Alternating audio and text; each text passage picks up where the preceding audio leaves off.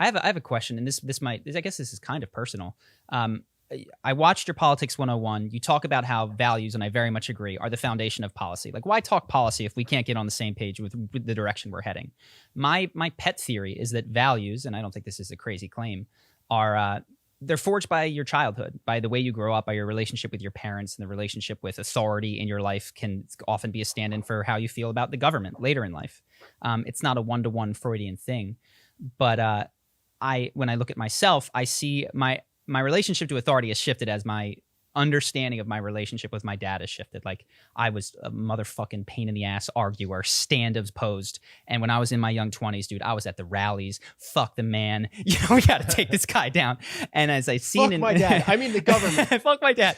And what I've seen in myself is as I have grown and not even externally, internally sort of repaired my relationship with him, and it's had external components as well, I've seen value in things in the world that are traditional or conservative. I'm not 100% conservative, but I do feel I'm more of a healthy balance where I'm not outright rejecting the status quo because they don't get to tell me what to do. And I'm curious for you if you see any of that in yourself, because you don't wind up being an eloquent online arguer out of nowhere. You know what I mean? Like, that doesn't just pop out of nowhere. So I'm curious. You don't need to butter my biscuit. Where does that come from? My family is almost comically good. Yeah. I mean, my immediate family. I don't talk that much with my extended family, who I think are mostly Republicans, but whatever the case may be, my immediate family was just like such a great upbringing. It's almost boring to talk about. All my friends, everyone I know, they have some problem with their family. Like one family member left, or like their one family member was a cunt, or they never got along with their brother or whatever. I have two parents. I have a younger brother, and they were pretty fantastic. And they're liberal. They're not socialist, but they're liberal leaning. And I think in terms of like how that affected me formatively, I think the big one was, as you said, public speaking, because my mom liked music, and my dad had his own company, like a little side project where he would give these big speeches to his friends and stuff. About the details are boring, but he really liked public speaking, and I took that from him because to me that was like the apex of masculinity. Yeah. When I was young, like that was the thing that I aspired. It wasn't like the big muscles or whatever. Though I did want to have big muscles. Don't get me wrong.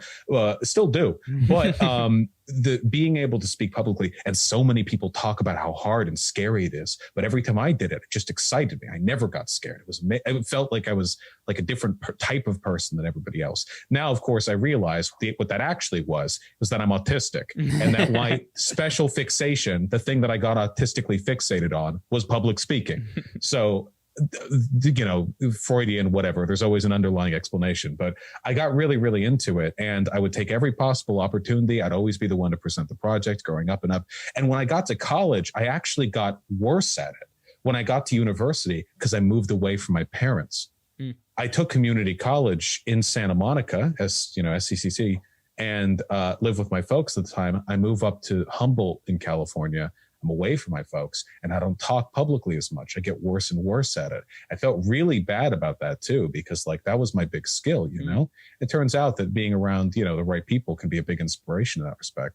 But eventually I got over that, got better, graduated. And 6 months after I graduated, I decided to try doing stuff on YouTube, and now I'm here. Wow. And I got better at it, and it's a matter of practice and all. But I think like I do agree with what you say about values being formed early on, because now I have this massive respect just for people who like sharing things they care about with an audience. The ability to convey like appreciation, that's something I respect a lot. I think it's very enviable. I think the world is much more interesting when people are open about the things they like.